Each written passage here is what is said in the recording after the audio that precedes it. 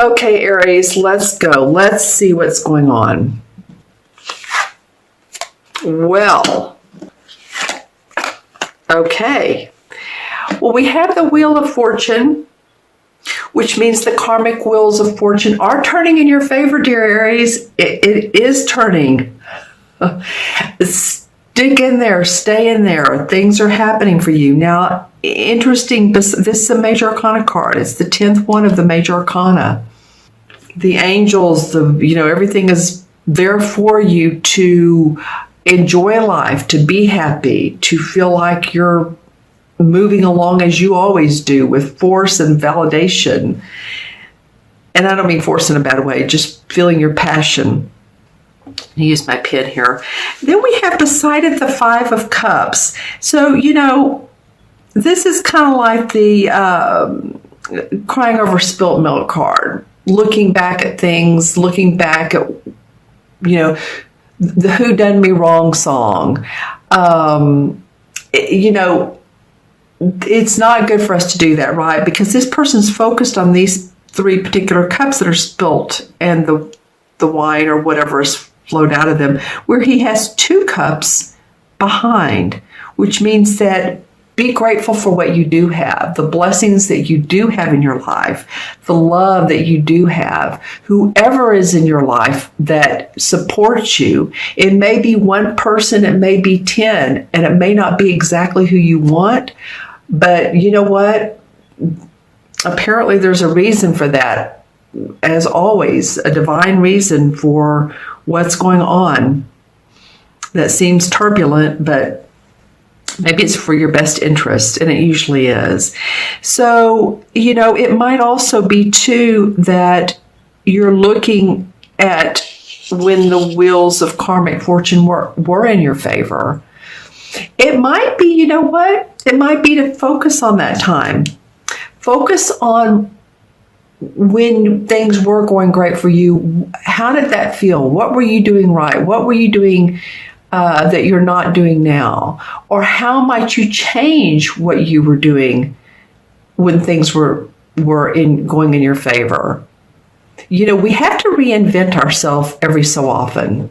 We can't just figure that the same path is going to give the same results. And if we stay on the same path, it might. But if we want different results, we have to do things differently, right? So it might also be that. So just kind of ask yourself these questions and see what comes up for you, Aries. And remember, this is a general reading, so watch your rising and or moon signs. Well, here we have the Star card. So we have really two great major arcana cards. Then we have this Eight of Swords. Was this in your last reading? I think, if I remember correctly, and I said earlier that it possibly could have been. Okay, well, let's start with the Star card. The astrological omens are there for you. Your angels, your guides, This is about going deep, and looking at what is working for you and what has, and being open to blessings. And then you have the tied up 8 feeling, and she's not really tied up, is she?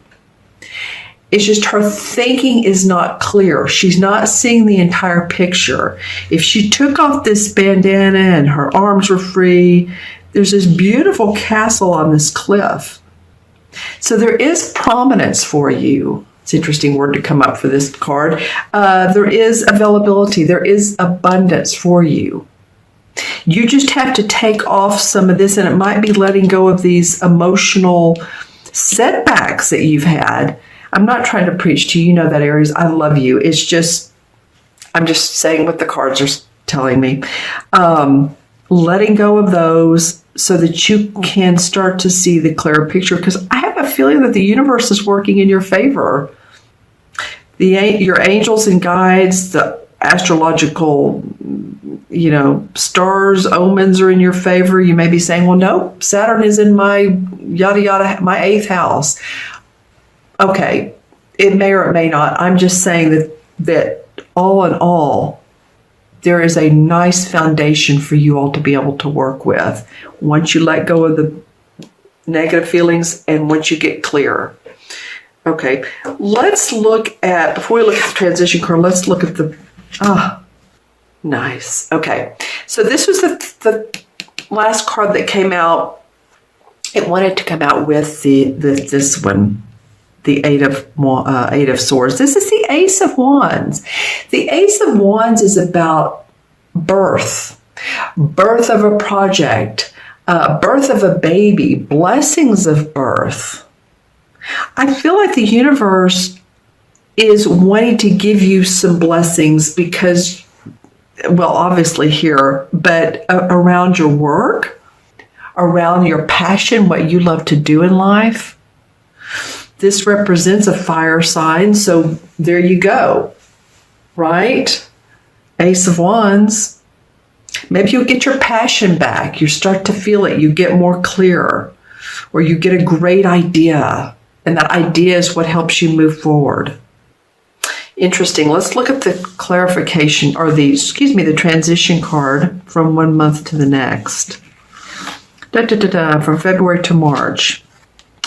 You know, that's interesting because I was going to talk about this sword card, and then the Queen of Swords came up. So this could be an air sign, Libra, Sagittarius, Libra, Aquarius, or Gemini, Sun, Moon, or Rising. You know, this person looks like she's offering a helping hand. She's making some decisions. For some of you, this air sign is very beneficial. For some of you, you're going to say, nope, this has been the problem in my life. Okay, so if this person has been a problem for you, I feel like that they are giving you divine guidance. In other words, it may not seem like they're in your favor, in your court, in your corner, but I think that all in all, the experiences and lessons that you have with this person are going to make your life more distinct and distinguished. I'm hearing those two words. And if they are in your court, so be it. But I'm getting that whatever they have to offer you in the long run is going to be in your best and highest interest. Okay, Aries. So we have 2 major arcanas. We have some feelings and thinking that's a little bit off, but then we have the birth and we have this person. So leave in the comments below, again, if you all will, and let me know how things are progressing and resonating with you. I want to look into my crystal and see what comes up for Aries. This is for mid-February to mid-March for Aries. Yep. This is an upside down visual, and the reason I know that I can tell it's upside down is because it's like the ground is on top. So yeah, for some of you, things have been a little topsy-turvy, to say the least. Within this visual as well, I'm getting a woman. I guess the archetype would be a woman who is dressed in a white draping cloth or gown. She feels more like she's there to give you advice or to support you or be angelic for you.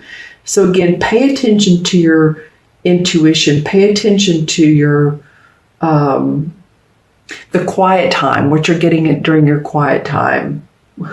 Who's feeding you, how you're getting your information.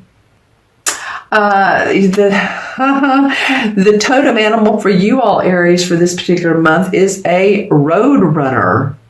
Beep, beep. So I kind of like that for you all. So you may want to look up road runner and see the meaning. My thinking is a speedy, I'm thinking of the cartoon a long time ago, right? Or maybe you've seen a road runner. Look up the meaning, though. So feeling like you're ready to get on the fast track again. You're ready to move forward, ready to go. Maybe not everything is aligned and in order, but you're starting to feel, I had that for a few other signs. You're ready to take that deep breath and start seeing the lightness, the load drop off. However that looks for you. Okay, anything else for Aries? Anything else that's of value to Aries? Well, any of you all that have a vista or a beautiful ocean view, or you live near the sea or the bay or the beach, and maybe that's part of starting to take that deep breath. You're just kind of getting that feeling of, whew. Yeah, because this is a beautiful, I wish I could take a picture of it and show you.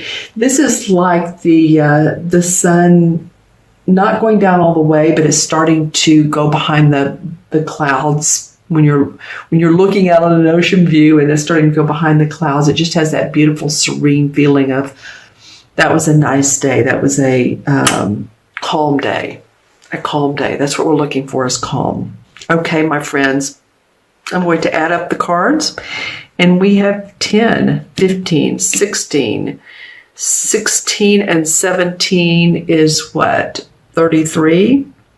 33 and 8 is 41. 42.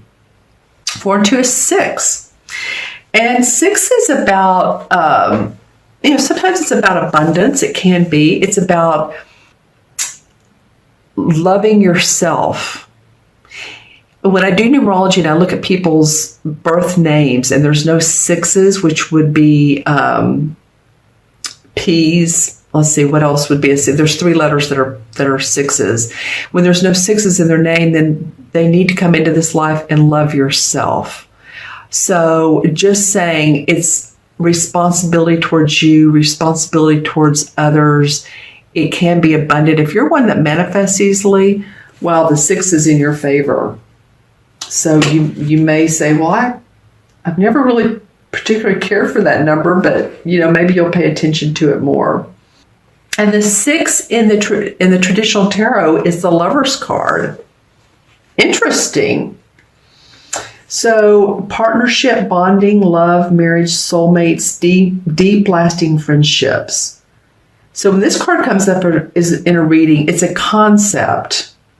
It's how to look to see how others fit into your life.